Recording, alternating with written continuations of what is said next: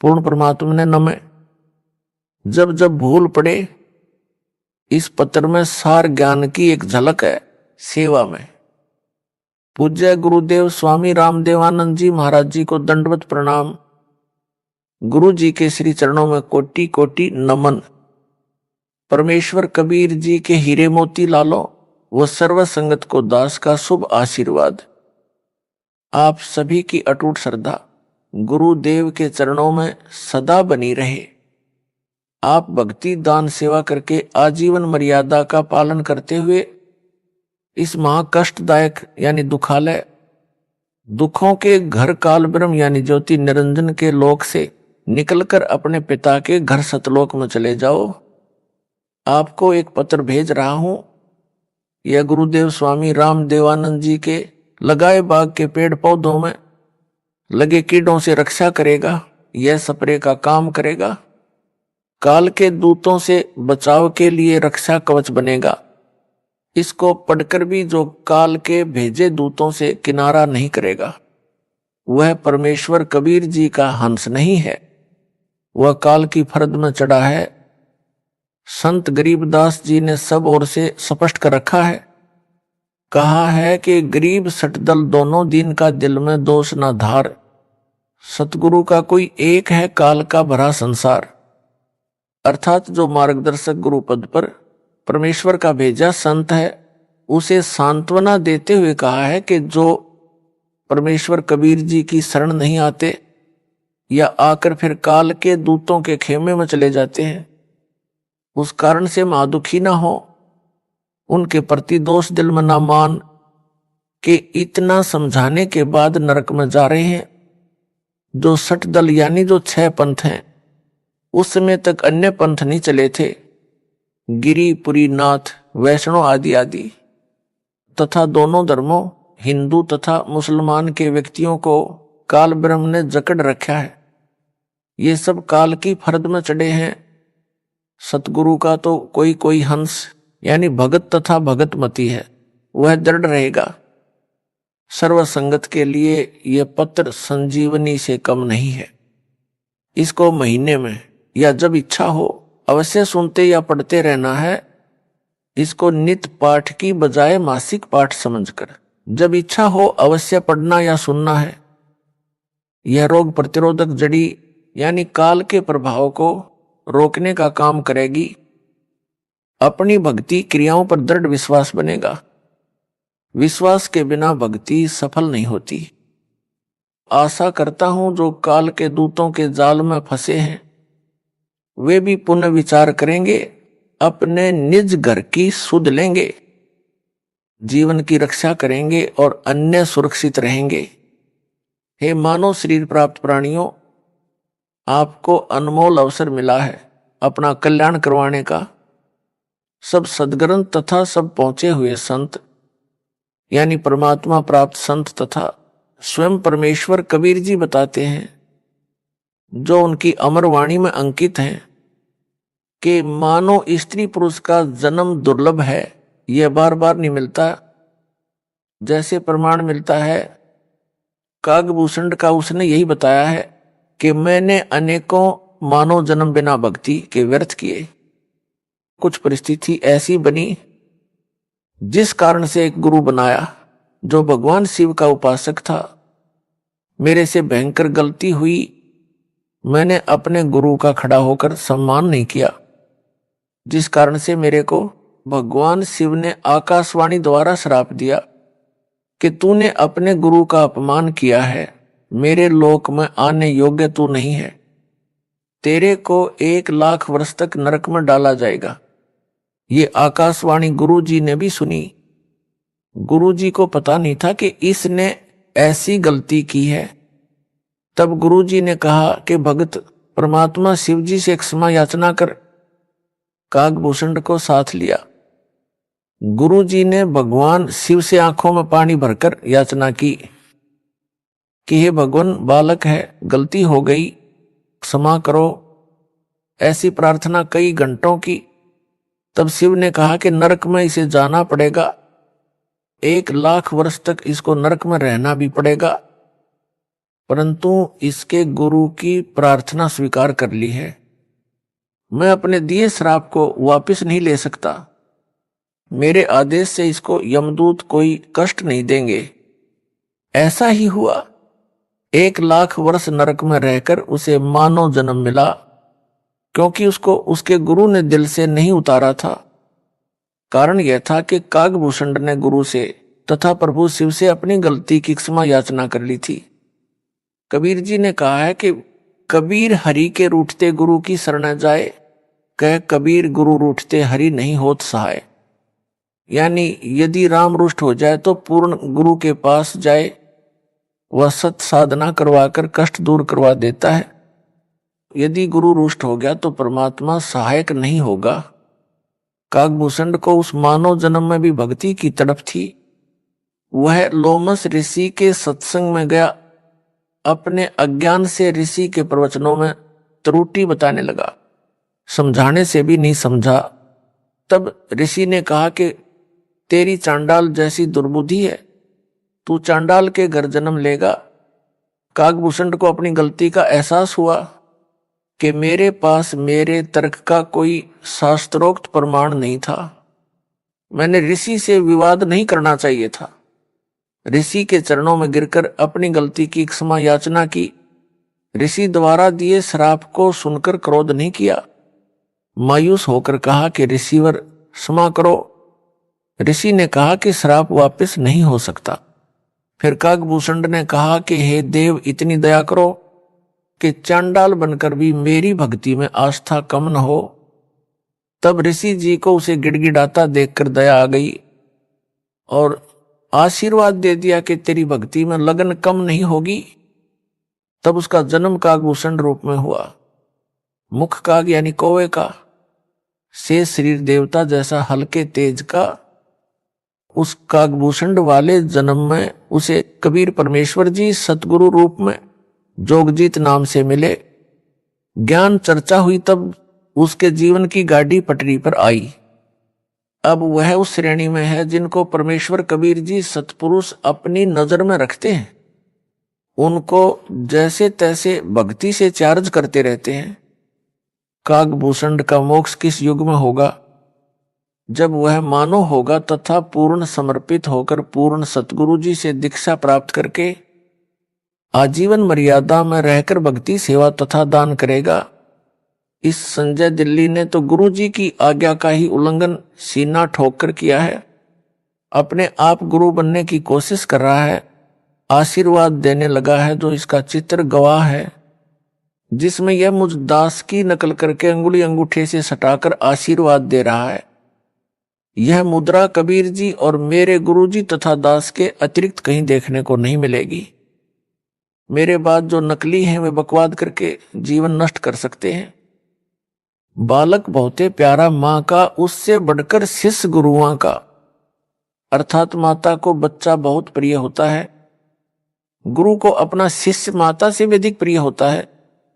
जो शिष्य बार बार गलती पर गलती करता है तो भी गुरु जी का प्रयत्न यही होता है कि किसी तरह यह सुधार कर ले, अपना मानव जीवन नष्ट ना करे। इसे ज्ञान नहीं है कि मानव जीवन कितना मूल्यवान है। मेरे को ज्ञान है, ये बालक है। जब बालक बार बार समझाने से भी नहीं मानता तो गुरु जी के पास एक ही विकल्प बचता है कि उस गंदे सेब को सेबों के ढेर से निकालकर कूड़े में फेंक दे। फिर उसे सूअर खाते हैं। दास का इस पत्र को लिखने का भी यही उद्देश्य है कि संजय दिल्ली अपना जीवन नष्ट ना करे, अभी गलती की क्षमा याचना करके नाम शुद्ध करवाकर अपने मानव जीवन को धन्य बनाए, नरक में ना जाए। दास गुरु है, गुरु का कर्तव्य बनता है कि शिष्य को हर संभव कोशिश करके नरक जाने से बचाए। यदि किसी का बेटा बेटी बालक चला जा रहा है, सामने गहरा गड्ढा है, माता पिता की दृष्टि पड़ जाए तो वे दौड़कर उसे बचाने की भरसक कोशिश करते हैं। बच्चा माता पिता को अपनी ओर आता देखकर विचार करता है कि ये मेरे को खेलने से रोकने के लिए मुझे पकड़ने को आ रहे हैं। वह और तेज चल पड़ता है। माता पिता के प्रयत्न के पश्चात भी गड्ढे में गिरकर जीवन से हाथ धो बैठता है। माता पिता के पास रोने पीटने के अतिरिक्त कुछ शेष नहीं रहता। दास बार बार पत्र लिखकर संजय दिल्ली व पवन जयपुर को पकड़ने की कोशिश कर रहा है, परंतु ये दोनों नरक वाले गड्ढे की ओर दौड़ रहे हैं। संजय को तो गुरु बनने की हवस लगी है। जो माँ बाप का कार्य है मानव समाज के साथ विश्वासघात है, गुरु जी के साथ विश्वासघात है। अब इसको मान बढ़ाई का रोग लग गया है। यह काल का दृढ़ जाल है। कबीर जी ने कहा है कि कबीर राज तजना सहज है, सहज त्रिया का नेह। मान बढ़ाई ईर्ष्या दुर्लभ तजना, ये अर्थात मनुष्य राज तथा पत्नी का मोह त्याग सकता है, परंतु मान बढ़ाई शिष्यों से चंवर करवाना, चरणों पर फूल चढ़वाना, गले में माला डलवाना तथा दंडवत करवाना, संत रूप में नकली शोभा पाना तथा ईर्ष्या मेरे विश्वास पात्र भक्तों व मेरे से ईर्ष्या करना आदि छोड़ना इसके लिए अब कठिन है। यदि यह सब छोड़कर अपना कल्याण करवा लेगा तो सचमुच मान है, विद्वान है। यदि क्षमा याचना नहीं करता है तो वास्तव में शैतान है। भोले भगत जो संजय दिल्ली से भ्रमित हैं, उनको भी इसी प्रकार विचार करना चाहिए जैसे उन भक्तों ने किया है जो इसके जाल से निकले हैं और वापस आकर नाम शुद्ध करवाकर अपना मानव जीवन नष्ट होने से बचा लिया है। दास ने पता करवाया कि जो भगत लौटे हैं उनसे पूछो कि कैसे समझ आई कि वह झूठा उपाखंडी है। उन्होंने बताया कि संजय दिल्ली कहता था कि मैं गुरु जी का सम्मान करता हूं। वो तो सही है, परंतु उनका भाई तथा कमेटी वाले गुरु जी से धोखा कर रहे हैं। जो दान का पैसा आता है उसे धर्म पर नहीं लगाते, अपनी जेब में भर रहे हैं। गुरु जी के लिए वकील नहीं कर रहे हैं। वे गुरु जी को बाहर नहीं आने देना चाहते। आप मेरा साथ दो, रुपए दो, मैं गुरु जी के लिए अच्छे वकील करूंगा, शीघ्र बाहर करवा दूंगा। हमने उस संजय को बहुत रुपए दिए, परंतु उसने कुछ नहीं किया। गुरु जी हिसार जेल में वह सत्संग करता था मेरठ में और कहता था कि जब तक गुरुजी को बाहर नहीं निकलवा दूंगा तब तक यहां मेरठ में हर सप्ताह सत्संग करता रहूंगा। उसकी ऐसी बातें अच्छी तो नहीं लगती थी, परंतु उसकी झूठ बहुत साफ सुथरी थी। हमारी बुद्धि पकड़ नहीं पा रही थी। जब गुरुजी का पत्र आया कि इसे पैसे ना दो, इसने 50 लाख रुपए भक्तों से वकील करने के नाम पर ठग लिए हैं तथा इसको यानी संजय को गुरुद्रोही घोषित कर दिया है। उसने यानी संजय ने कहा कि यह गुरु जी का पत्र नहीं है, उनके भाई ने झूठा पत्र उनके नाम से भेजा है। हमें पत्र में लिखी भाषा गुरु जी के भाई की नहीं लगी, क्योंकि हम आश्रम में जाते थे तो उनका भाई एक कमरे में बैठकर शंका का समाधान किया करता। हमने कई बार उनके पास बैठकर उनका ज्ञान सुना। ज्ञान वही गुरुजी वाला था, परंतु जो प्रवचन की भाषा गुरुजी की है तथा जो पुस्तकें गुरुजी ने लिखी है वह भाषा पत्र की भाषा से पूर्ण रूप से मिलती है, उनके भाई की भाषा से नहीं मिलती। संजय दिल्ली अब स्वयंभू गुरु बनकर आशीर्वाद देने लगा। यह बात हमें खटकी कि हमारा गुरु भाई हमारा गुरु कैसे हो सकता है। इसे नाम देने का अधिकार भी गुरुजी ने नहीं दे रखा। यह सच में ढोंगी व झूठा है। उसी दिन से इससे गलानी हो गई। हमारी किस्मत अच्छी थी कि हमने नाम शुद्ध करवाकर अपने को नरक जाने से बचा लिया। अन्य गुरु भाई तथा बहनों से भी निवेदन करते हैं कि इसके जाल से निकलो और अपने गुरु जी की शरण में दोबारा आ जाओ। इसे भी साथ ले आओ, इसको भी नरक जाने से बचाओ। स्वयंभू गुरु बनकर ये 100-200 का जीवन नष्ट करेगा, अपना तो कर ही रहा है। जिन्होंने संजय को आश्रम के लिए जमीन दी है उनसे निवेदन है कि इस जमीन को गुरुजी की आज्ञा लेकर नामदान केंद्र के लिए दे दे। पाप से बचे उन भक्तों ने यह भी बताया कि संजय ने गुरुजी की आवाज की प्रथम मंत्र की ऑडियो रिकॉर्ड करके रखी हुई है। जब कोरोना महामारी के कारण गुरुजी की आवाज से ऑनलाइन नाम दिया जाता था, तो संजय ने रिकॉर्ड कर ली। अब यह उस ऑडियो से नाम दिलाता है।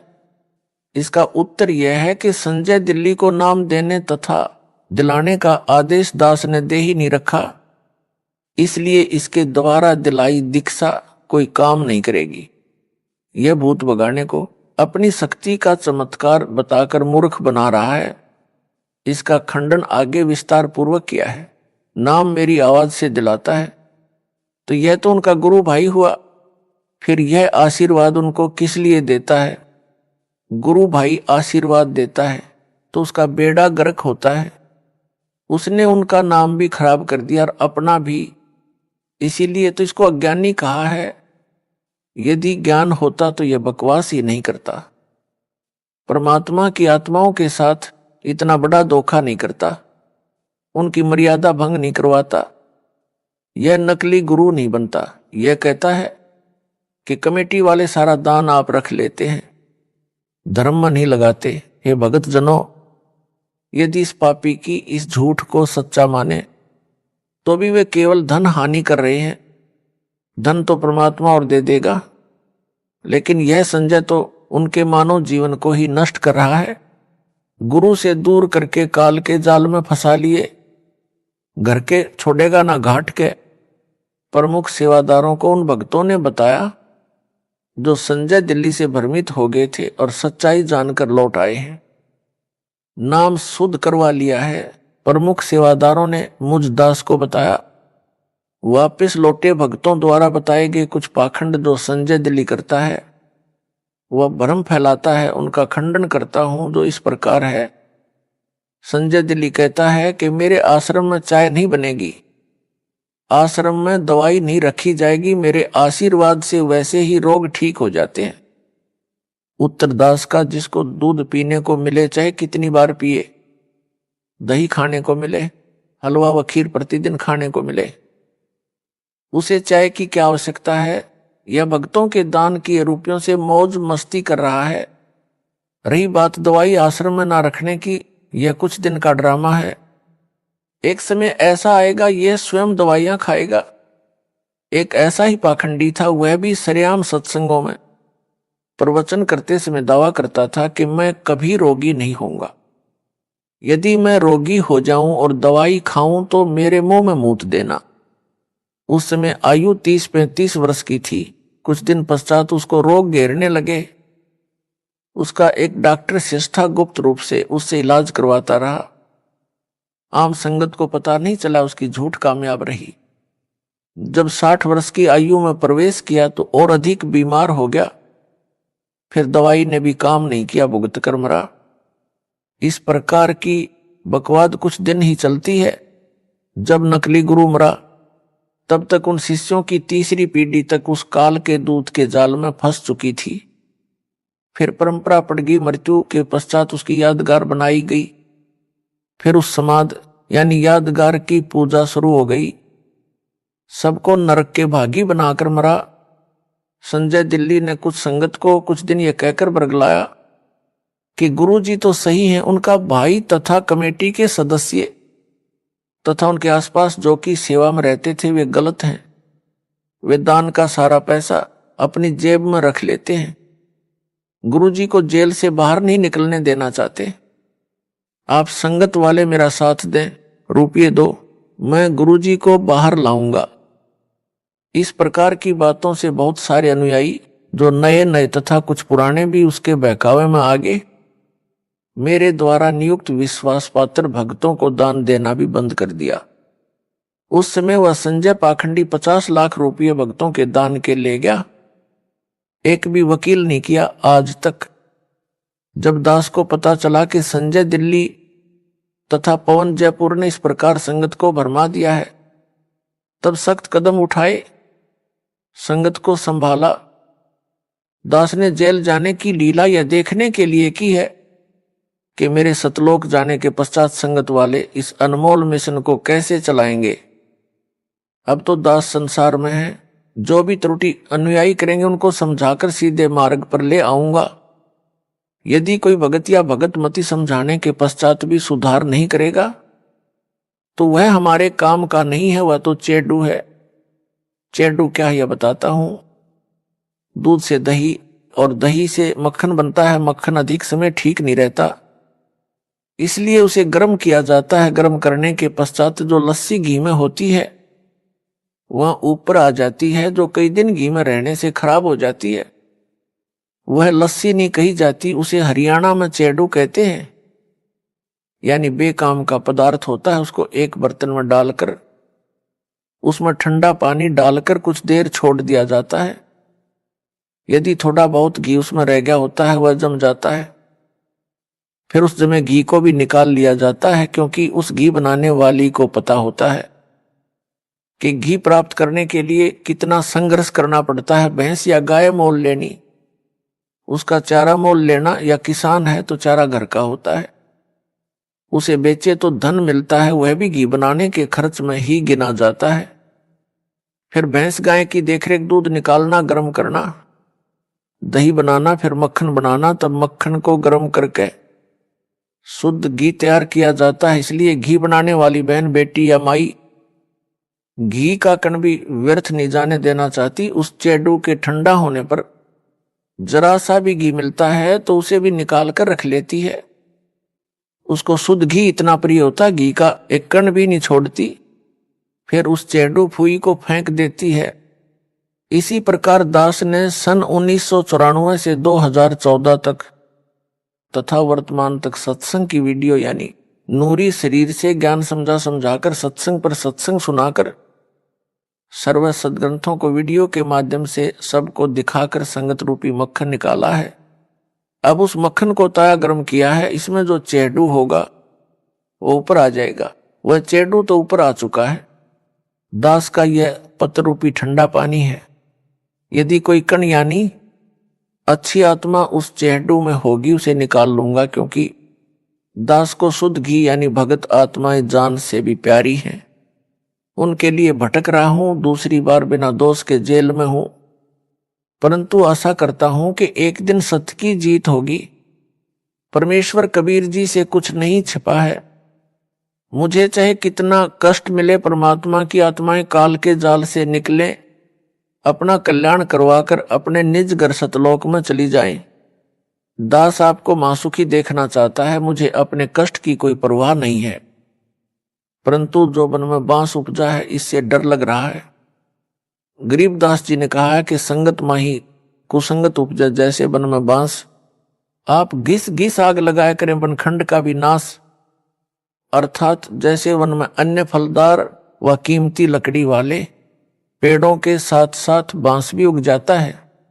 तेज हवा चलने पर बांस एक दूसरे के साथ टकराते हैं, उस घर्षण से जंगल में आग लग जाती है, जिससे पूरे जंगल के फलदार पेड़ भी जलकर नष्ट हो जाते हैं।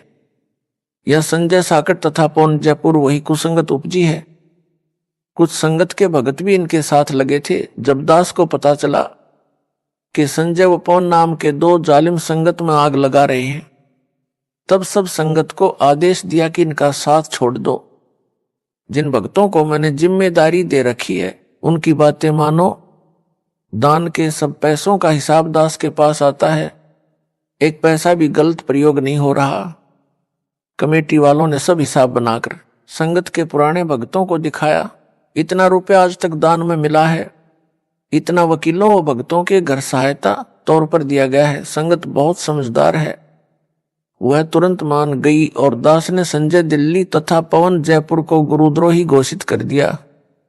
फिर तो सब संगत उनसे किनारा कर गई। कुछ भोले नए भगत थे, वे अभी तक इस जालिम संजय की बातों में फंसे हैं। उनको सतर्क करने के लिए यह पत्र भेजा है। आशा करता हूं कि बुद्धिमान भगत भगतमती इस पत्र को पढ़कर इसकी असलियत से परिचित होकर इससे दूर हो जाएंगे, नाम शुद्ध करवाकर अपना मानव जीवन धन्य बनाएंगे। संजय साकट दिल्ली के खेमे को छोड़कर आए भक्तों ने जो और जानकारी दी थी उसका खंडन आगे और करता हूं। संजय दिल्ली अपने को श्री सिख गुरु नानक देव जी की आत्मा बताता है, यह सफेद झूठ है। यदि वह श्री नानक जी वाली आत्मा है तो इससे सिद्ध हुआ कि श्री नानक जी का मोक्ष नहीं हुआ है। वह जन्म मरण के चक्कर में पड़ी है, जो वर्तमान में संजय रूप में जन्मी है। मोक्ष प्राप्त प्राणी वह है जो कभी लौटकर संसार में कभी जन्म न ले। श्री नानक जी को स्वयं सतपुरुष कबीर साहिब कबीर देव बेई नदी पर स्नान के समय मिले थे, सतलोक लेकर गए थे, फिर पृथ्वी पर उसी शरीर में छोड़ा था कि कबीर धानक यानी जुलाहा सतपुरुष है, करतार यानी सबका सृजनहार यानी उत्पत्ति करता है। यदि श्री नानक जी परमात्मा से दीक्षा लेकर पार नहीं हुए तो क्या यह गुरुद्रोही बनकर पार हो जाएगा? कभी नहीं। संजय दिल्ली अपने को श्री नानक देव यानी सिख धर्म प्रवर्तक वाली आत्मा बताता है और इसको मूल ज्ञान गुप्त ज्ञान है। तो मेरे पास टिंडे लेने आया था, पहले ही अपना पंथ चला लेता। कोई झूठ बकना इसका मकसद है। भोले भक्तों को भ्रमित करके गुरु स्वयं ही बना है। प्रेत योनि में जाएगा।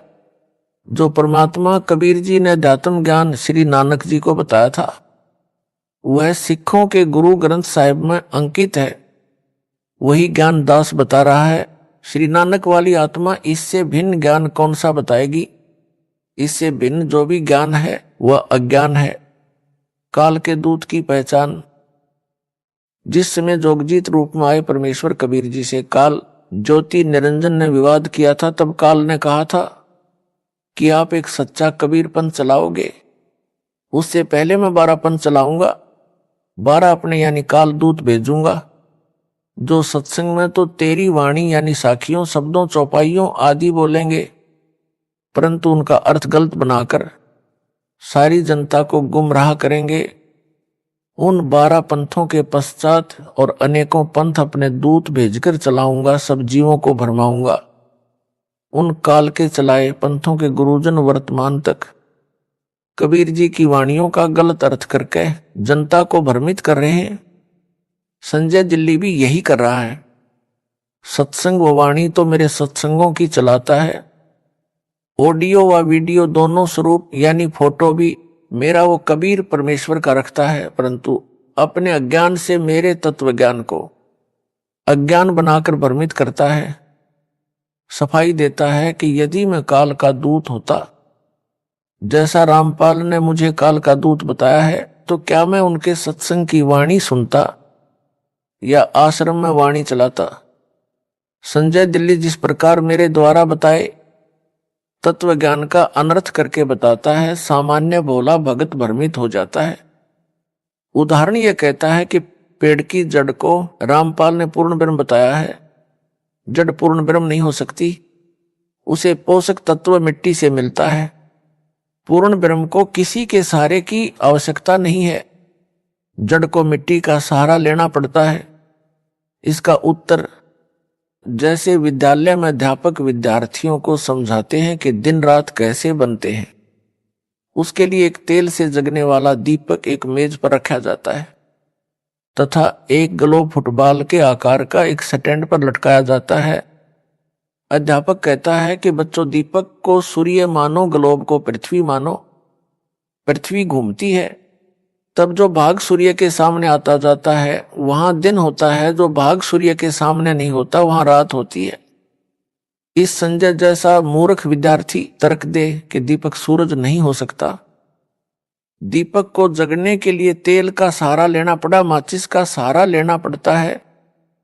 सूर्य को किसी के सहारे की आवश्यकता नहीं। क्या वह विद्यार्थी बुद्धिमान हो सकता है? क्या वे उसके साथी जो उसके ऐसे तर्कों को सुनकर उसकी बातों तर्कों को सही मानते हैं, वे बुद्धिमान हो सकते हैं? दोनों मूर्ख हैं। यह तो एक उदाहरण है। ऐसा तर्क देना ही मूर्खता का परिचय देता है। ऐसे ही गीता अध्याय 15 के श्लोक नंबर 1, 4 तथा 16, 17 में वृक्ष का उदाहरण देकर सृष्टि की वह समर्थ परमेश्वर तथा सब देवताओं की स्थिति समझाई है। पाठकों, इसका खंडन इसी पत्र में विस्तार पूर्वक आगे भी किया है, कृपया वहां पढ़े। आपको पता चलेगा यह कितना विद्वान है और कितनी बकवास बकता है। भक्तों को विचार करना चाहिए कि जब गुरु जी ने गुरुद्रोही घोषित कर दिया तो वह कुछ भी सफाई देता रहे, नहीं मानना चाहिए। यदि वह सच्चा सुच्चा होता तो दास उसे क्यों दिल से उतारता, क्यों उसे गुरुद्रोही घोषित करता। माली का पौधा खराब हो जाए तो उसे जड़ से उखाड़कर फेंक देता है। उसे कष्ट बहुत होता है, परंतु और कोई विकल्प नहीं बचा था। सब दवाई व खाद डाला, परंतु व्यर्थ रहा। जैसे सेब विक्रेता की टोकरी भरी सेबों में से एक सेब दागी हो जाती है तो वह उसे निकालकर कूड़े में डाल देता है। उस खराब सेब को सूअर खाते हैं। कितना पौष्टिक तथा महंगा फल यानी सेब था। सेब विक्रेता को दुख बहुत हुआ सेब खराब होने का तथा फेंकने का। यदि नहीं फेंकता तो अन्य सेबों को भी वह गंदी सेब गंदा कर देती। संजय दिल्ली के अपलक्षण हद से ज्यादा देखकर इसे संगत यानी टोकरी से निकालकर फेंका। इसने एक पवन नाम के भगत को भी खराब किया जो जयपुर का रहने वाला है। इन दोनों को टोकरी से निकालकर फेंकना पड़ा। दास को दुख तो बहुत हुआ, परंतु विवश होकर यह कदम उठाना पड़ा। कबीर गुरु के दिल से उतरे, वह नाम बिहुना होए। जाको काल घसीट ही राख सके ना कोई। मानुष जन्म पाए कर खोए, गुरु विमुखा जुग जुग रोवे। गुरु से करे कपट चतुराई, सो हंसा भाव भर में आई। गुरु से कपट शिष्य जो राख है, यमराजा के मुख दर चाख है। संजय सागट कहता है कि रामपाल तो सतगुरु है। वह न संत है, न भगत है, न दास है। मैं दास भगत संत हूं। सारी संगत रामपाल को भगवान यानी साहेब मानती है। रामपाल सतगुरु है, भगत दास संत नहीं है। रामपाल ने 13वें पंथ के विषय में बताया है कि 13वें पंथ से सब अंधियारा हटेगा, वह संत भगत दास होगा। मैं यानी संजय ही वह संत भगत व दास हूं। रामपाल तो सतगुरु है। उदाहरण देता वाणी से, सतगुरु साहेब एक शरीरा। सतगुरु और साहेब यानी भगवान तो एक है। सारी संगत रामपाल को भगवान यानी साहेब मानती है, इसलिए साहेब और सतगुरु एक है। इसलिए रामपाल सतगुरु सिद्ध हुआ। अंधेरा तो भगत दास संत से हटेगा तथा सबका कल्याण होगा। वह मैं यानी संजय हूं। रामपाल को तो संगत भगवान यानी साहेब मानती है। फिर यह भी कहता है कि रामपाल भगवान नहीं हो सकता, इसने मां से जन्म लिया है। और यह भी कहता है रामपाल साहिब यानी भगवान है। साहिब और सतगुरु एक है, इसलिए रामपाल अज्ञान अंधेरा नहीं हटा सकता। अज्ञान अंधेरा तो दास भगत संत हटाएगा। वह मैं यानी संजय हूं, इसलिए रामपाल सतगुरु सिद्ध हुआ। इसको कहते हैं हुआ बाई बकदा, बिना सिर पैर की बातें। उस साकट से कहा जाए कि इससे आगे भी बोले, सतगुरु बिना ना लागे तीरा। पूर्ण चौपाई इस प्रकार है, सतगुरु साहेब एक शरीरा, सतगुरु बिना ना लागे तीरा। इसका अर्थ यह बनता है, सतगुरु व परमात्मा एक ही शक्ति होते हैं। सतगुरु के बिना न लागे तीरा का अर्थ है कि भवसागर के दूसरे तीर यानी किनारे नहीं जा सकता, यानी संसार से पार नहीं हो सकता। यदि वह मुझ दास को सतगुरु बताता है तो वाणी ही स्पष्ट कर रही है कि जीव का मोक्ष भी सतगुरु यानी रामपाल के बिना नहीं हो सकता। साकट संजय दिल्ली वाला फेल हुआ, यह उआबाई बकता है। संजय गुरुद्रोही कहता है कि जो असुर निकंदन रमणी में संत गरीबदास जी ने कहा है कि सतगुरु दिल्ली मंडल ऐसी, वह मेरे यानी संजय के लिए कहा, क्योंकि मैं दिल्ली से आया हूं, इसलिए 13वां पंथ मैं ही चलाऊंगा। सब अंधेरा हटाऊंगा, सबका कल्याण करूंगा। विवेचन संजय दिल्ली तो अपने को संत दास तथा भगत कहता है और सतगुरु रामपाल को यानी मेरे को कहता है। इससे भी सिद्ध हुआ कि असुर निकंदन रमणी में संजय के लिए नहीं कहा है, क्योंकि वह तो अपने आप को दास भगत बताता है। सतगुरु मुझे दास को बताता है। वाणी में तो वह सतगुरु कहा है जो दिल्ली मंडल में आएगा। साहिब तख्त कबीर खवासा, दिल्ली मंडल लीजय बासा। सतगुरु दिल्ली मंडल ऐसी, सूती धरणी सूम जगाएसी। अर्थात कबीर साहेब सतपुरुष के तख्त सिंहासन के पास रहने वाला, उनके सतलोक दरबार का खवास नौकर यानी दास दिल्ली मंडल दिल्ली के आसपास निवास करेगा यानी जन्म लेगा। रमैणी में दिल्ली नगर नहीं कहा है। साकट गुरुद्रोही संजय तो दिल्ली नगर में जन्मा है। वाणी में दिल्ली मंडल, मंडल का अर्थ है दिल्ली नगर के आसपास का कुछ क्षेत्र कहा है। जैसे वर्तमान में एनसीआर बनाया है, यह सब दिल्ली मंडल है, दिल्ली अलग राज्य है।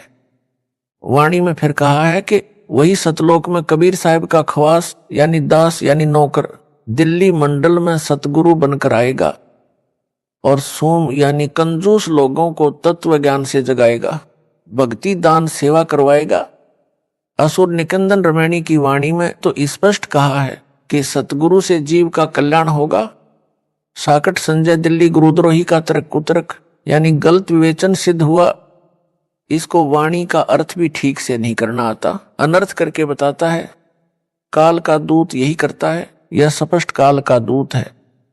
यह अपने को तत्वदर्शी संत बताता है, कहता है कि मेरे अतिरिक्त किसी को भी गुप्त ज्ञान मूल ज्ञान नहीं है, सब अज्ञानी है। इसने तो दास को भी अज्ञानी बताया है, क्योंकि वो कहता है कि मेरे अतिरिक्त किसी को तत्व ज्ञान यानी मूल ज्ञान नहीं है।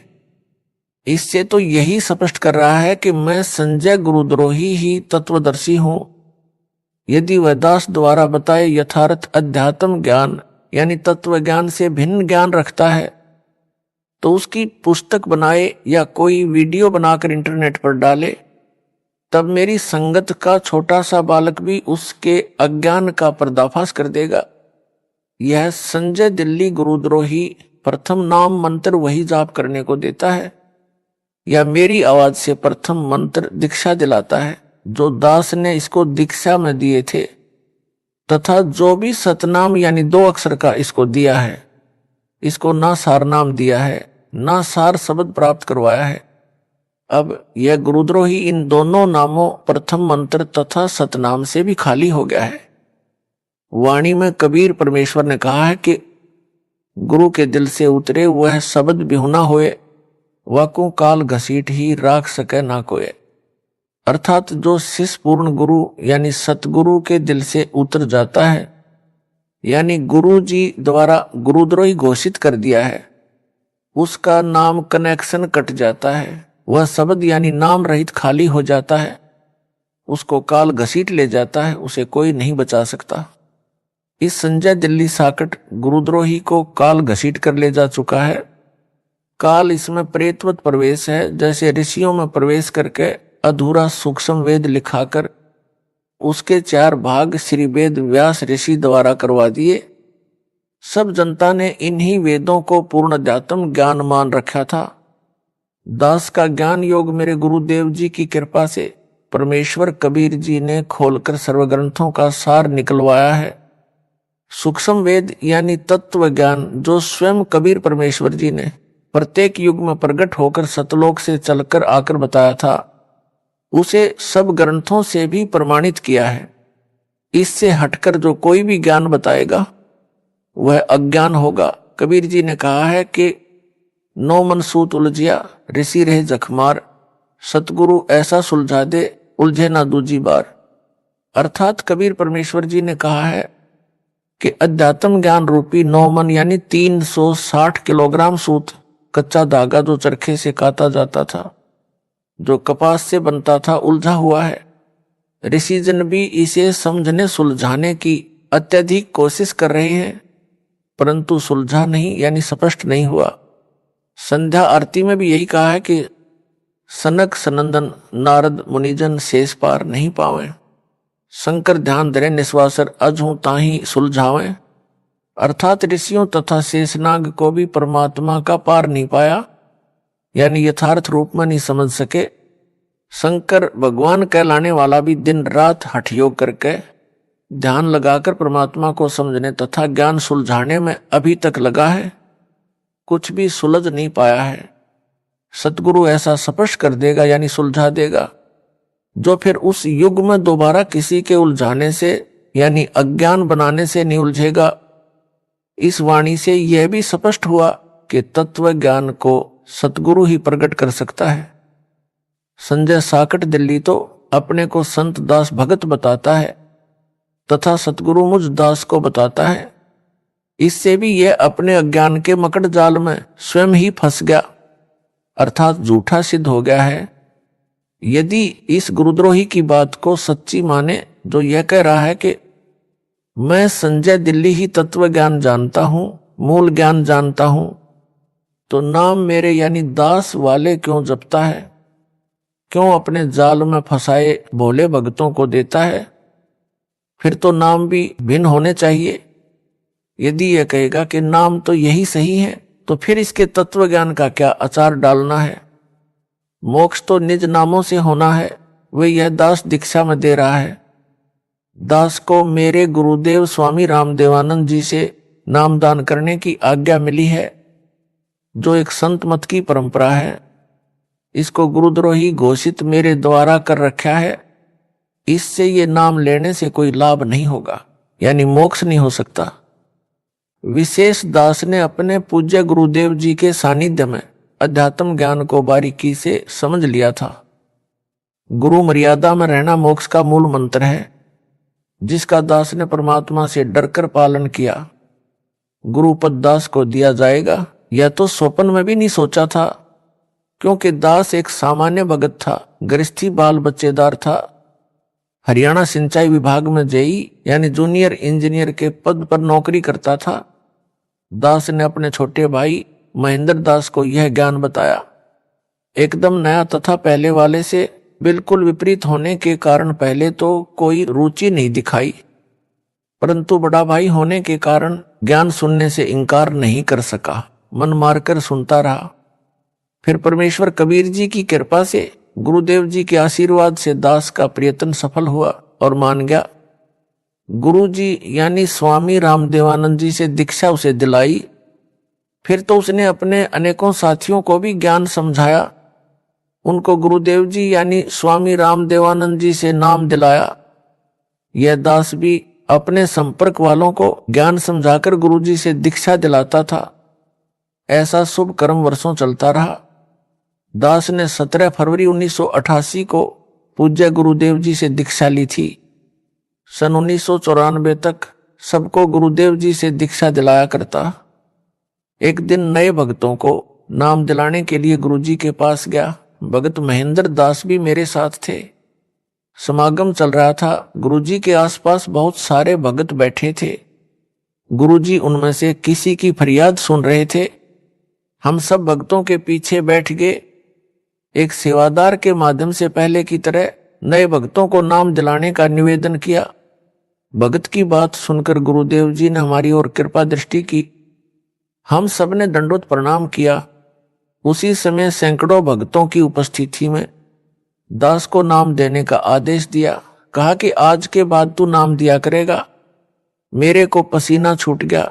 विचार किया कि कोई गलती तो नहीं हो गई जिससे गुरुजी नाराज हो गए हो। कानों पर विश्वास नहीं हो रहा था।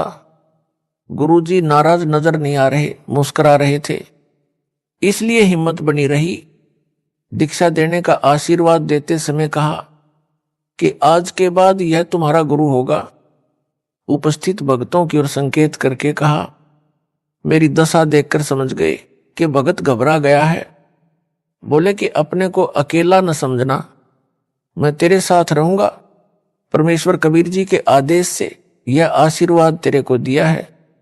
तेरे बराबर विश्व में संत नहीं होगा। आशीर्वाद देकर हमें भेज दिया। सुबह माइक से आवाज लगी कि रामपाल रोहतक को स्वामी जी याद कर रहे हैं। हम सब तुरंत पहुंच गए। भगत महेंद्र दास भी साथ था, क्योंकि हम छुडानी गांव में ही भगत महेंद्र दास की ससुराल में रुके हुए थे। उस रात दास को नींद नहीं आई कि इतनी बड़ी जिम्मेदारी को कैसे निभा पाऊंगा। गुरुदेव तो जानी जान थे, उनको पता था कि भगत की हालत खराब हो गई है। जाते ही फिर कहा कि अपने को अकेला मत समझ, परम शक्ति तेरे साथ है, मैं भी तेरे साथ हूं। तेरे समान विश्व में संत नहीं होगा। और कहा कि इन सबको नाम दे जो नए भगत दीक्षार्थ आए थे। अपने सामने दीक्षा दिलाई। स्वामी जी ने सर्वसंगत को बोल दिया। कि आज के बाद मैं किसी का गुरु नहीं रहूंगा, रामपाल से दीक्षा ले लो। कारण यह था कि मेरे दादा गुरुजी ने उनको सारनाम देने का आदेश नहीं दे रखा था, क्योंकि प्रारंभ से परंपरा चली आई थी दास को ही सारनाम दिया जाना था, क्योंकि उत्तराधिकारी को ही सारनाम दिया जाता था। स्वामी जी ने मेरे अतिरिक्त किसी को सारनाम नहीं दिया था। मेरे को आगे सारनाम देने का परमेश्वर कबीर जी का आदेश स्वामी जी को मिलने के बाद ही दिया था। कहा था कि पूरी परीक्षा करके ही सारनाम अनुयायियों को देना, तेरे को परमात्मा कबीर जी का भी संकेत आएगा, तब तक सारनाम ना देना। यह सब निर्देश बाद में दास को अकेले को तलवंडी बाई जिला फिरोजपुर पंजाब में आश्रम में दिया था। जब दास अकेला ही उनसे मिलने पहुंचा था, स्वामी रामदेवानंद जी गुरु महाराज जी का वचन फला है जो आज आपके सामने है। विश्व में ज्ञान छा गया है। जो स्वयंभू गुरु बने हैं उनको अध्यात्म का खा का भी ज्ञान नहीं। कितना भार सिर पर लिए हैं। यह संपूर्ण अध्यात्म ज्ञान का टोटा है। जो नकली गुरुओं का जीवन नष्ट करता है, उसके चेलों चेलियों का भी तर्क गुरु के अनुयायियों की जिम्मेदारी गुरु पर होती है, गुरु के सिर पर भार होता है। जब कबीर परमेश्वर जी ने देखा था कि 64 लाख अनुयायी पटरी से उतर गए थे, गुरु की आज्ञा को भी अनदेखा करने लगे थे, वे सारनाम योग्य नहीं थे, तो अपने सिर से भार उतारने के लिए लीला की थी। काशी नगर की प्रसिद्ध गणिका को हाथी पर बैठाकर बोतल में गंगाजल भरकर लोग उसे शराब मान रहे थे, पीने लगे। शराबी जैसी हरकत करते हुए गणिका के गले में बांह डालकर मुख्य बाजार में घूमने लगे थे। यह दृश्य देखकर 64 लाख गुरु विमुख हो गए थे, गुरुद्रोही नहीं हुए थे। उन सब का भार परमात्मा ने अपने सिर से उतारा। संत गरीबदास जी ने कहा है कि गरीब भड़वा भड़वा सब कहें, कोई ना जाने खोज, दास गरीब कबीर करम बांटत सिर का बोझ। अर्थात काशी के लोग तो निंदा करने लगे, कह रहे थे कि यह तो भड़वा यानी बेशरम हो गया, सरेआम बुरे कर्म करने लगा है। सब शिष्यों ने वह साधना त्याग दी, पहले वाली करने लगे जैसे राबी ने त्यागी थी। कबीर जी भारमुक्त हुए। इसी प्रकार पूज्य गुरुदेव स्वामी जी ने यह कहकर सिर का भार उतार दिया कि आज के बाद मैं किसी का गुरु नहीं रहूंगा। पहले वाले भी रामपाल से नाम ले लो, परंतु दुर्भाग्य है उन पहले वालों का अधिकतर ने दास से दीक्षा नहीं ली। जो नए थे हमने नाम गुरुजी से दिलाया था, उन्होंने दास से दीक्षा ली। परमेश्वर कबीर जी ने अपने परम शिष्य गरीबदास जी को काल के साथ आंख में चोली खेलने की भविष्य की सब रणनीति बता दी थी। संत गरीबदास जी ने अपने एक शिष्य शीतलदास को सारनाम जाप को दिया था। उसे समझा दिया था कि केवल परम शिष्य को सारनाम देना है, वह केवल अपने उत्तराधिकारी को सारनाम देते रहेंगे। अगला निर्देश मेरा यानी कबीर जी का आएगा, उसके बाद संगत को देना प्रारंभ करना है। उसी आदेश के अनुसार यह सारनाम गुप्त रखा था। 1 मार्च सन 1997 को दास को परमेश्वर कबीर जी मिले। सारनाम देने का सही समय बताकर सारनाम देने का आदेश दे गए। दास से पहले मेरी गुरु प्रणाली के संतों को छोड़कर किसी कबीर पंथी या गरीबदास पंथी को सारनाम तो दूर है। सतनाम का भी ज्ञान नहीं था। सार शब्द तो अभी तक रहस्य में रखा है। सारनाम भी लंबी परीक्षा के बाद दिया जाता है। जो काल के दूत होते हैं वे पहचाने जाते हैं। जैसे यह संजय सारनाम मिलने से पहले ही पिछन गया कि यह काल का दूत है। गुरु बनना खाला जी का घर नहीं है। गुरु जी के आदेश के पश्चात नाम देने से तथा सारनाम देने से शिष्यों का भार नहीं रहता। जो केवल सतनाम या प्रथम नाम के पश्चात मृत्यु को प्राप्त हो जाते हैं, गुरुद्रोही नहीं होते हैं, तो उनको वर्तमान में तुरंत मानव जन्म मिलेगा, पूरी दीक्षा मिलेगी, वे मोक्ष प्राप्त करेंगे। 1000 वर्ष तक यह वीडियो से दीक्षा दी जाती रहेगी। अब किसी का भार दास पर नहीं रहेगा। जो स्वामी जी के शिष्य थे वे भक्ति से चार्ज किए गए थे। प्रथम मंत्री अधिकतर को दिया करते थे, किसी किसी को सतनाम देते थे। दास को प्रथम व द्वितीय नाम एक साथ दिया था, सार नाम एक हफ्ता बाद दिया था। उस समय दास को उपरोक्त योजना की जानकारी दी और बताया कि ये जितने पहले वाले शिष्य हैं ये तो केवल भौतिक सुख ही मांगते हैं, वो इनको संपत्ति यानी संतान दे रखा है, केवल तू ही एक ऐसा मिला जिसने मोक्ष मांगा।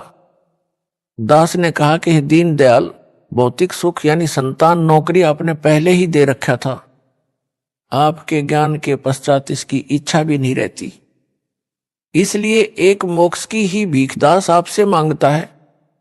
गुरु जी मुस्कुराए और आशीर्वाद दिया। यह परमेश्वर कबीर जी की प्रीप्लान पूर्व निर्धारित योजना थी। समझा है तो सिर धर पाऊं, बहुर नहीं रे ऐसा दाव। 17 फरवरी 1970 से 17 मई 1995 तक 18 वर्ष नौकरी करके त्याग पत्र देकर सतगुरु जी के आदेश का पालन करने के लिए छोटी सी नौकरी त्याग दी, जो एकमात्र निर्वाह का साधन था। 2 बच्चों लड़के तथा लड़की का विवाह सन 1994 में किया था। 2 बच्चे, एक लड़की एक लड़का छोटे थे, पढ़ रहे थे। राम हवाले छोड़कर सतगुरु जी के चरणों में समर्पित हो गया, मुड़कर घर नहीं गया। परमेश्वर के हंसों तथा हंसनियों यानी भक्तों भगतमतियों को सच्चे परमात्मा का सच्चा ज्ञान देकर सच्ची भक्ति बताई। सतगुरु जी के आशीर्वाद से दास का त्याग रंग लाया। बच्चे भी परमेश्वर ने पाले व पढ़ाए, दास को अपनी नौकरी दी, दास का कल्याण किया, सतलोक का निवासी बना दिया। विश्व में इस ज्ञान का कोई सानी नहीं। सब ग्रंथों का सार निकालकर भगत समाज के समक्ष रख दिया। असंख्यों वर्षों का उलझा ज्ञान सुलझ गया। जिनको मोक्ष चाहिए आओ और अपना जन्म सफल बनाओ। गरीब ज्यों बच्चा गऊ की नजर में, यूं साईं को संत, भक्तों के पीछे फिरे भगत वत्सल भगवंत। यह कहावत दास के ऊपर चित्रार्थ हुई। दास ने भक्तों के सहयोग से गांव गांव नगर नगर में जाकर सत्य ज्ञान सत्य साधना की अलख जगाई। गुरुदेव के आशीर्वाद ने सब कार्य किया। सन 1996 में किसी भगत के रिश्तेदार ने एक गज यानी 85 वर्ग गज में बनी एक कमरा, बरेंडा, रसोई, बाथरूम तथा लैट्रिन, कुछ आंगन वाली छोटी सी कुटिया कुछ समय के लिए प्रयोग करने के लिए दी। यह कुटिया उसने स्वयं खरीदकर अपने पाखंडी गुरु को बनाकर दे रखी थी, जो बाद में धोखेबाज निकला। जो मेरे पूज्य गुरु जी के पास रहता था, भगवान वेश भी ले रखा था, गुरु के साथ भी धोखा करके भागा था, गुरुद्रोही बना था। कुटिया दान करने वाला हमारा भगत नहीं था, उस पाखंडी का भगत था, जिस कारण से वह किसी बाबा पर विश्वास नहीं करता था। हमारे भगत के कहने पर वह कुटिया उधारी दी थी। जब भगत ने पूर्ण विश्वास दिलाया, तब परम पूज्य गुरुदेव स्वामी राम देवानंद जी के 3 आश्रम पंजाब राज्य में, खन्ना, मोगा तथा तलवंडी भाई की, तथा एक आश्रम नजफगढ़ दिल्ली में था, जहां पर दास को दीक्षा की भीख मिली थी। उस समय दास ने उनकी सेवा में एक भगत भेज रखा था। भगत ने बताया कि दादा गुरुजी ने अपने निजी सेवादारों को बुलाया और बोले कि मुझे हरियाणा ले चलो रामपाल के पास। आयु बहुत हो चुकी थी, लंबा सफर करना उचित ना था। भक्तों ने निवेदन किया कि आपका लंबे सफर में जाना उचित नहीं, परंतु एक नहीं सुनी। सन 1996 में 13 दिसंबर से 19 दिसंबर तक उसी जींद कुटिया के पास खाली प्लाटों में, जो किसी किसी के थे, निर्माण नहीं किया था, प्रथम खुला पाठ 7 दिन का किया जा रहा था। परमात्मा 12 दिसंबर 1996 को ही जींद कुटिया में आ गए। दास देखकर आश्चर्यचकित तथा बहुत खुश हुआ, दंडवत किया। भगत जन सेवा में लग गए। उस प्रथम अनुष्ठान को अपने सानिध्य में सफल करवाया। 7 दिन मौसम बसंत जैसा रहा। 20 दिसंबर 1996 को सर्दी व धुंध छा गई। स्वामी जी उस कुटी में 23 जनवरी 1997 तक रहे। 24 जनवरी को तलवंडी बाई पंजाब में गए। 25 जनवरी को विश्राम किया। 26 जनवरी 1997 को बैठे बैठे सतलोक चले गए। सब आश्रमों की सुविधा त्याग कर अपने दास विदुर के पास आए। वहां जब देखा कि यथार्थ कबीर पंथ यानी 13वें पंथ की नींव दृढ़ हो चुकी है, सतलोक चले गए। जब उनका जींद कुटिया में डेरा था, दास उनकी आज्ञा लेकर गांव में सत्संग व पाठ करने गया था। सेवादारों को बताया था कि दास उस दिन आएगा, तब तक गुरुजी का ध्यान रखना। उस निश्चित दिन को दास कुछ लेट हो गया। कुटिया में केवल गुरुजी के स्नान आदि की व्यवस्था शुद्धता से की थी। शुद्धता का ध्यान रखते हुए दास जींद पहुंचकर किसी भगत के घर स्नान करने लगा, जिस कारण से देरी हुई। उस समय तक सेवादारों से 10 बार पूछा कि रामपाल आया है। उनको तान रखा था कि पता करो क्यों नहीं आया। उस समय मोबाइल को तो जानते भी नहीं थे, अन्य फोन भी गांव में नहीं थे। जब भक्तों को पता चला तो एक भगत आया और बोला, स्वामी जी ने 10 बार पूछ लिया कि कहाँ है, आज आने की कह गया था, क्या कारण हुआ। दास उसी समय भगत की मोटरसाइकिल लेकर तत्काल पहुंचा। कई भगत बैठे थे। दास ने दंडवत किया और चरण चंपी करने लगा। दास का सिर पकड़ा और ऊपर को किया। बोले, मैंने भगवान पा लिया, तेरा पाना दुर्लभ हो गया। दास चुप रहा। गुरुदेव की अंतरात्मा की आवाज थी। अगले दिन तलवंडी बाई वाले आश्रम में चले गए, वहां से सतलोक गमन किया। कबीर हरि के रूठते गुरु की शरण में जाए, कह कबीर गुरु रूठ गए तो हरि ना होत सहाय। कबीर जिन बातों से गुरु दुख पावे, उन बातों को दूर भावे। गरीब इन बातां क्या पाइए, राजी कर सतगुरु रूठे नू। अर्थात गुरु को प्रसन्न रखो, मोक्ष होगा। बकवादों से कुछ नहीं मिलना। यह संजय दिल्ली गुरुद्रोही दावा करता है कि यहां मेरे आश्रम में भूत माफी मांगते हैं। भूतों को यहां बुलाया जाता है। बहुतों की प्रेत बाधा दूर हो रही है। यह क्या छोटी बात है? क्या मेरे में शक्ति नहीं है? इसका उत्तर इस प्रकार है। आपको राबी के विषय में ज्ञान है कि उसने सतगुरु देव जी से दीक्षा लेकर 4 वर्ष साधना की थी। फिर किसी मजबूरी के कारण वह साधना त्यागनी पड़ गई। परंतु ऐसी परिस्थिति में भक्ति मार्ग त्यागना गुरुद्रोही की श्रेणी में नहीं आता, गुरु विमुख वाली श्रेणी में आता है।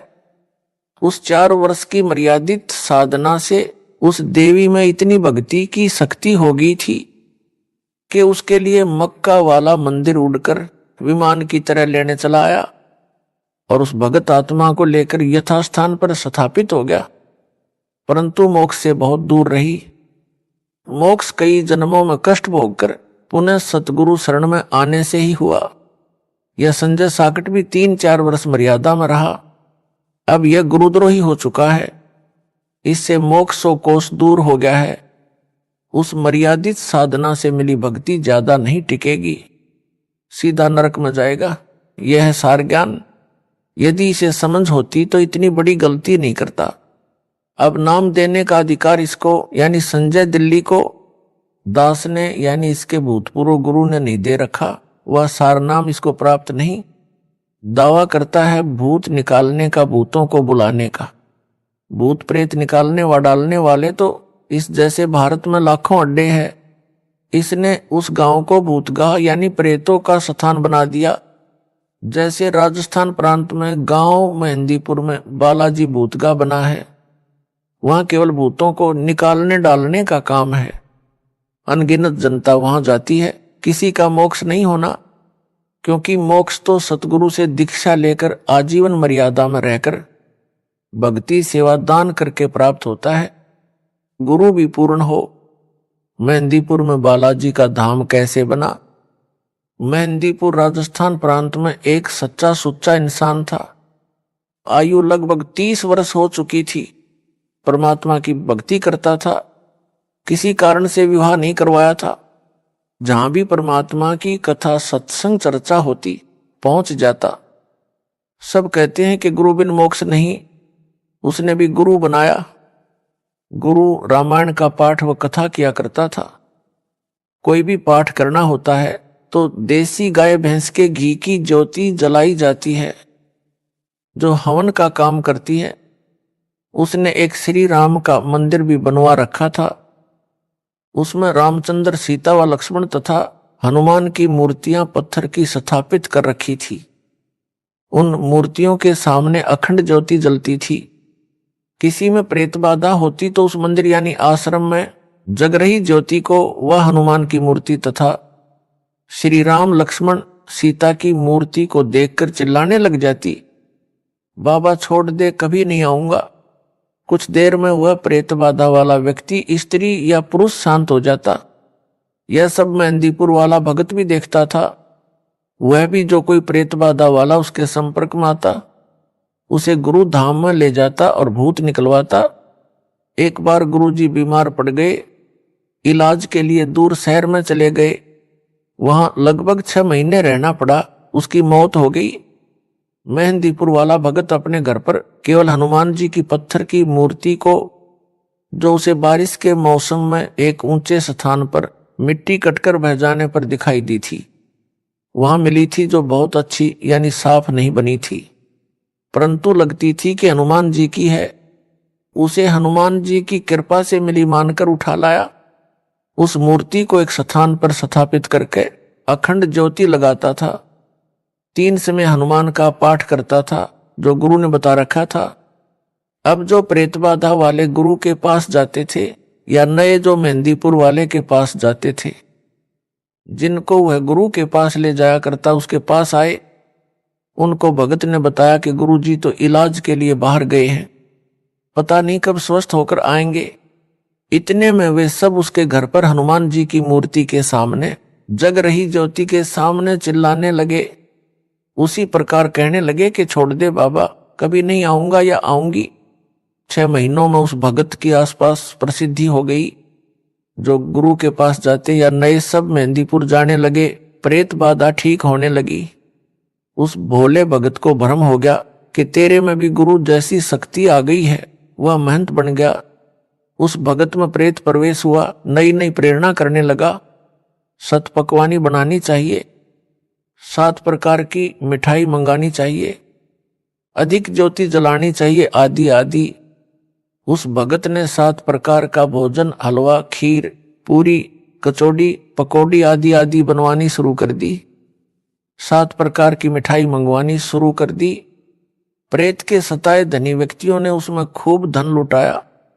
उस भगत ने एक हनुमान मंदिर बनाया जो वर्तमान में बहुत बड़ा बनाया गया है। भूत क्या करते हैं? भूत अन्य के शरीर में प्रवेश करके मिठाई व खाने का आनंद लेते हैं। उनका सूक्ष्म शरीर होता है। जो मानव शरीर प्राप्त है उनका जीव भी मूल रूप में सूक्ष्म शरीर में रहता है।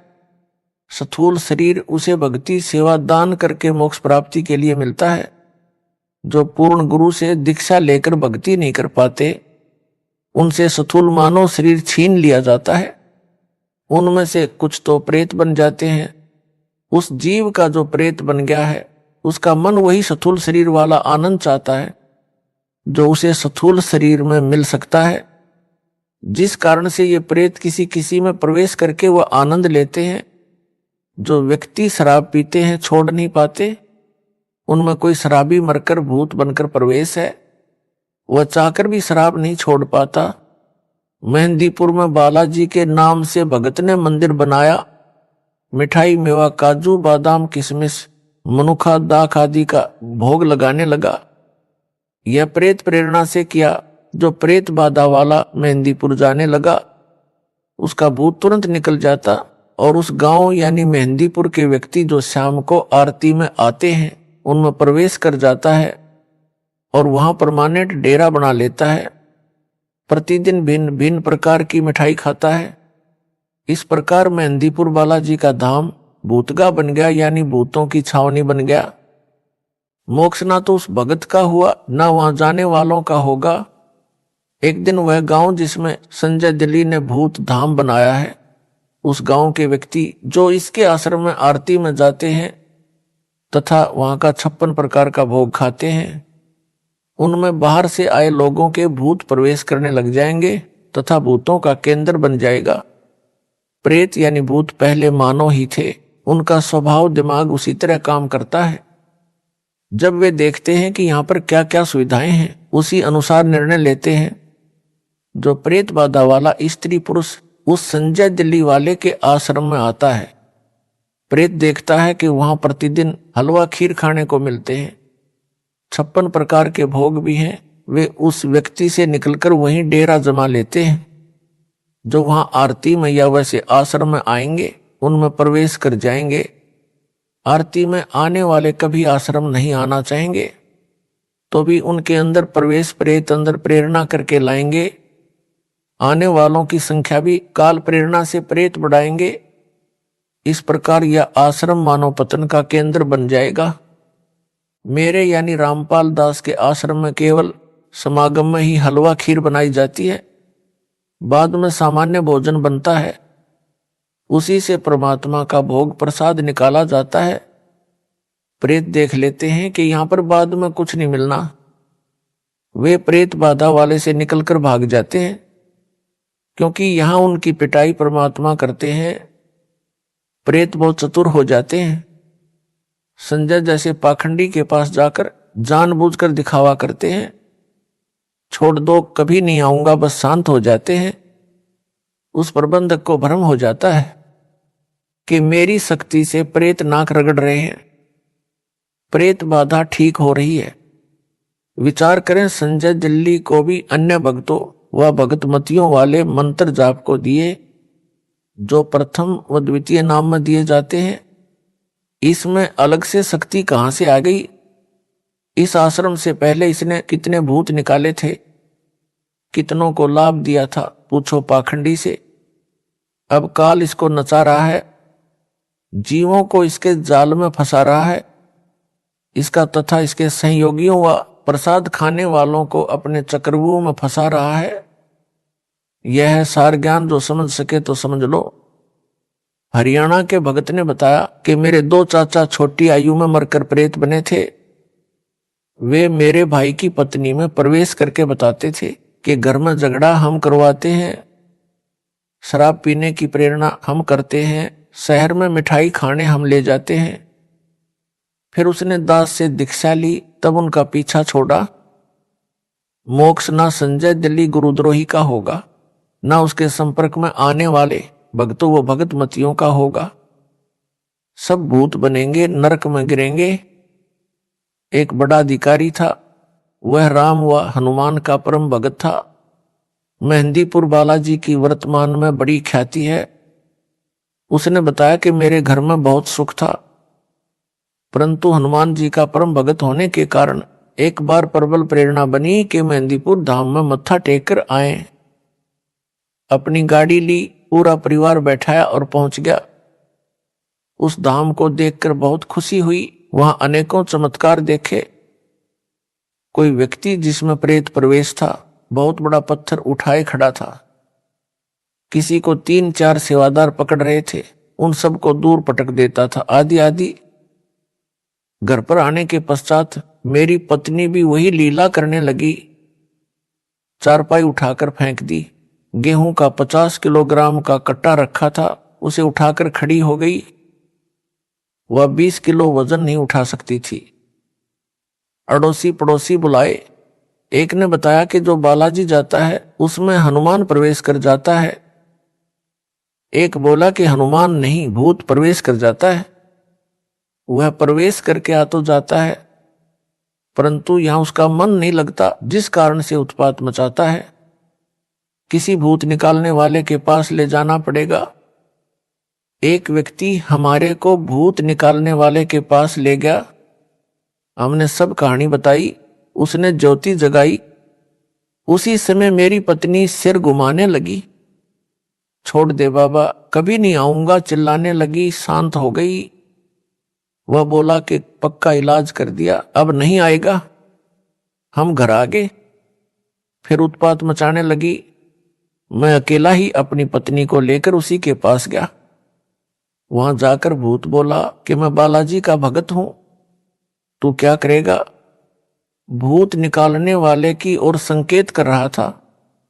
वह स्याना यानी भूत निकालने वाला बोला कि इसे मेहंदीपुर लेकर चलना होगा या वहीं निकलेगा।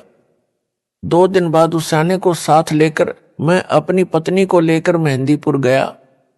वहां जाते ही मेरी पत्नी सिर घुमाने लगी। कुछ देर में ठीक हो गई। मैं उस स्याने से बोला कि शीघ्र चलो। वह बोला कि कुछ रुपये चढ़ा दो, कुछ प्रसाद ले लो। मैंने जो उसने कहा वो किया और फुल स्पीड से गाड़ी चलाकर वहां से निकले। घर तक सब ठीक रहा। शाम को फिर वही लीला शुरू हुई। मेरी तो जान निकल गई कि यह क्या समस्या गले डाल ली मेहंदीपुर जाकर।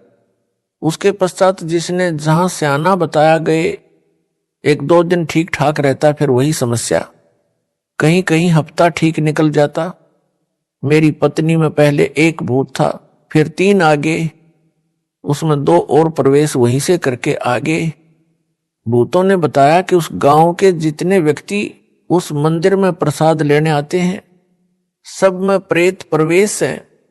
हमारे को स्थान नहीं मिला, इसलिए इसमें प्रवेश करके आना पड़ा। आप पैसे वाले दिखाई देते थे। सोचा था कि यहां कुछ तो अच्छा खाने को मिलेगा। मेहंदीपुर में हाउसफुल है, एक एक में कई भूत प्रवेश हैं। एक दिन संत रामपाल जी का भगत मिला। उसने करौंथा आश्रम चलने को कहा। हमने मना कर दिया। पूछा क्या खर्च लगेगा। उसने कहा कि खर्चा कुछ नहीं लगेगा, परमात्मा की भक्ति करनी पड़ेगी, नाम लेना पड़ेगा। कई दिन तक वह हमारे घर आता रहा, तब हम माने। वह अपनी गाड़ी में बैठाकर करौंथा आश्रम में ले गया। वहां जाकर वह प्रेत बाधा समाप्त हुई। अब ज्ञान हो गया कि आम के आम गुठलियों के दाम यहीं पर हैं। मोक्ष भी होगा, 3 ताप भी कटेंगे। कबीर एक साधे सब सदे, सब साधे सब जाए, माली सींचे मूल को, फूले फले घाए। अर्थात जैसे माली यानी बागबानी का विशेषज्ञ पौधे के मूल त्वच की सिंचाई करता है, एक जड़ की सिंचाई करने से सब सद है, तना डार शाखाएं विकसित होती हैं, पौधा पेड़ बनकर फूल व फलों से लदपद हो जाता है, घने सारे फल खाने को मिलते हैं। यदि अज्ञानी व्यक्ति पौधे की शाखाओं को जमीन में गाड़ कर, ज्ञानी व्यक्ति ने पौधे की जड़ को गाड़ा होता है, उन सबको साधे यानी सिंचाई करे तो सब नष्ट हो जाएगा। इसी प्रकार एक मुझ दास से दीक्षा लेकर 3 ताप का कष्ट भी समाप्त होगा।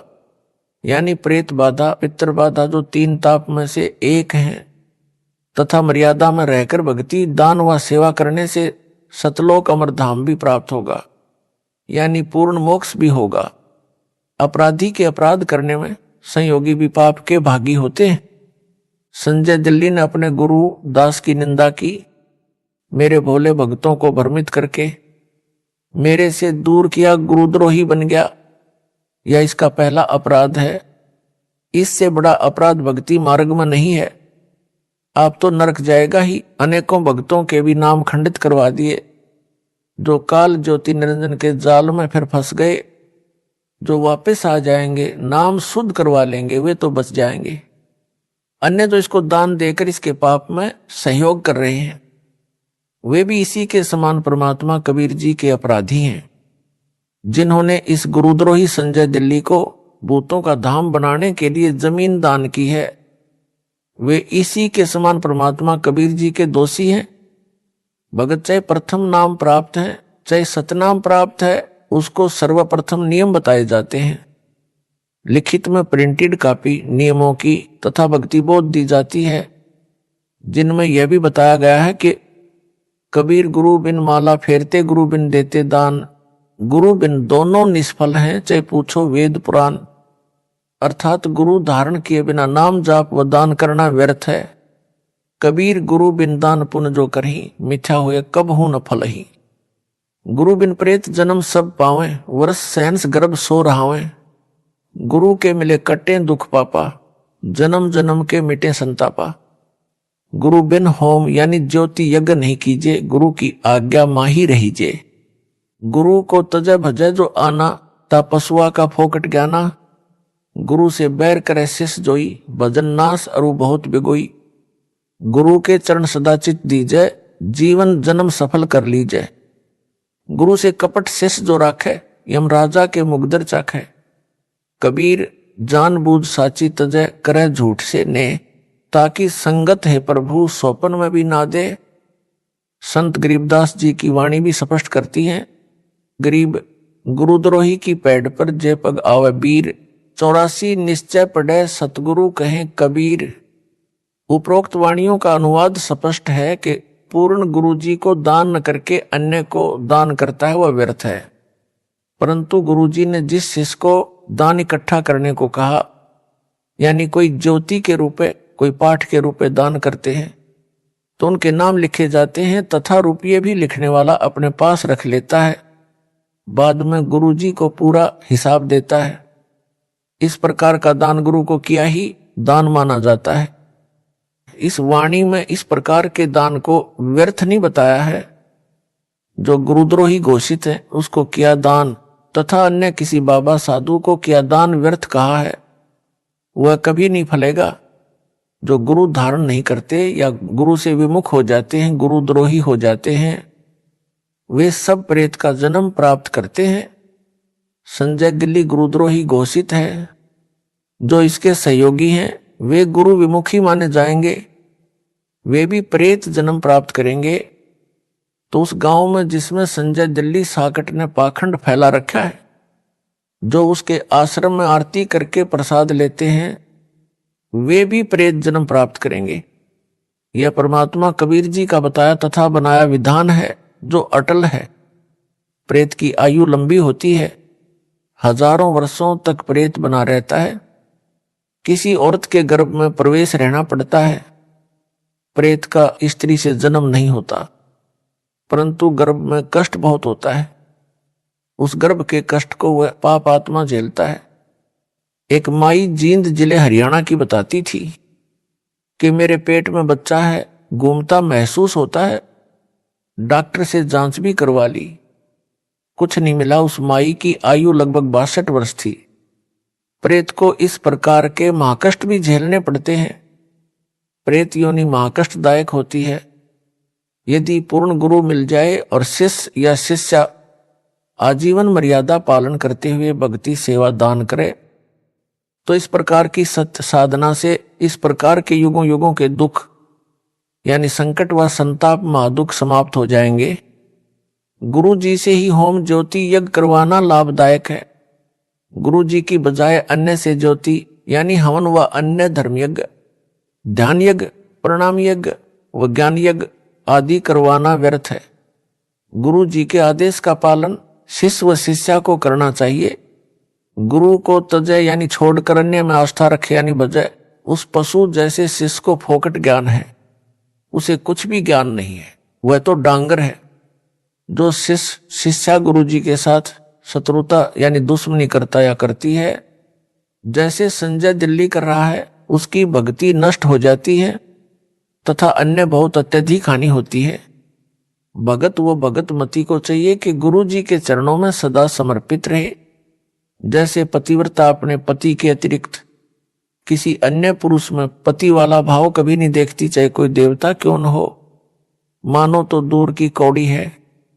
इस प्रकार जिन भक्तों भगत मतियों ने दास को तजकर संजय दिल्ली गुरुद्रोही में आस्था बना ली है, वे पथ भ्रष्ट हो चुके हैं। उनको पुनः विचार करना होगा। अपने गुरु जी के चरणों में चित्त फिर से रखकर अपना जीवन यानी मानव जन्म सफल करना होगा। इसी में उन सब की भलाई है। सत साहिब।